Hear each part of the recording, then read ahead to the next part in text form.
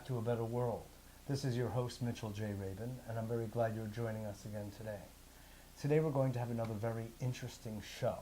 We have invited back the distinguished physicist, quantum physicist these days, Amit Goswami, who is the author of numerous books, but today the focus will be this last book of his, How Quantum Activism Can Save Civilization. And God knows it needs to be saved and quickly, which, by the way, reminds me of the book that I'm writing called Creating a Better World Quickly, and I cannot get it done fast enough for the same obvious reasons, you know. Great. I'm glad we are in sync, Mitchell.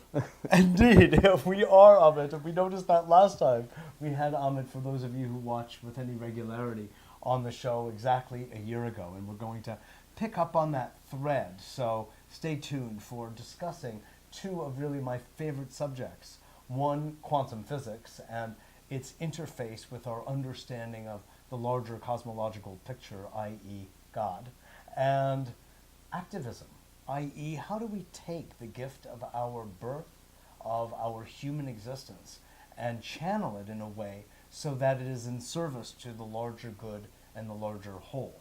And these are subjects that Amit discusses in this book rather eloquently, and we'll have a chance to kind of go over that in today's show. So I'm so glad to have you. Me too.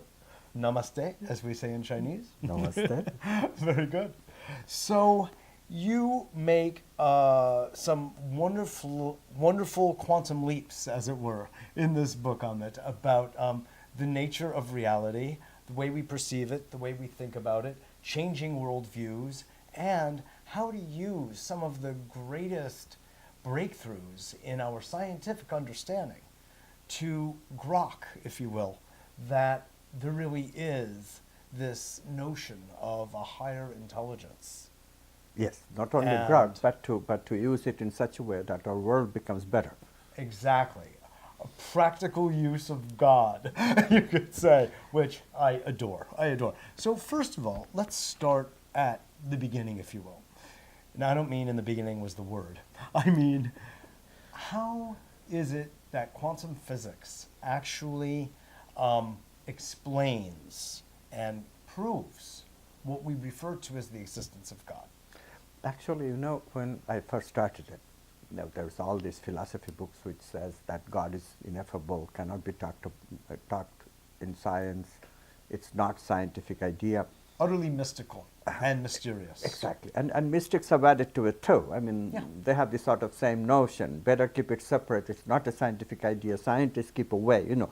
Even today, Ken Wilber, transpersonal psychologist, certainly does not like the materialist worldview against scientific materialism. Yes. But when it comes to science of God, his position is that no science for God. You can't do it.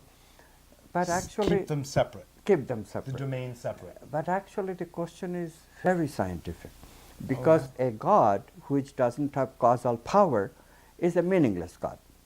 You know, that's Einstein's God, this benign caretaker of the garden. It's a meaningless God because God has no role to play, except if you believe in very childish kind of God started the world and then went away and retired. An anthropocentric very anthropocentric. Very which anthropocentric. is such a serious egocentric problem. So then it's a very simple question. Is there any other causal source in the world than material interactions?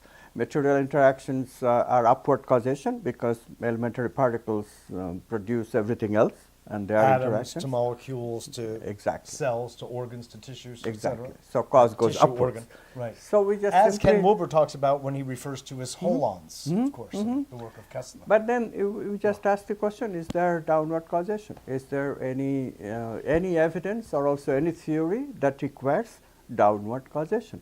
And lo and behold, physics itself, at the base root, it becomes quantum physics. It's not Newtonian physics anymore. It's quantum physics. And what does quantum physics tell us?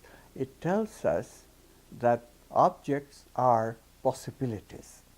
So indeed, a causal power is needed to make possibilities into actualities, because material interactions just cannot do it. It's a mathematically proven fact.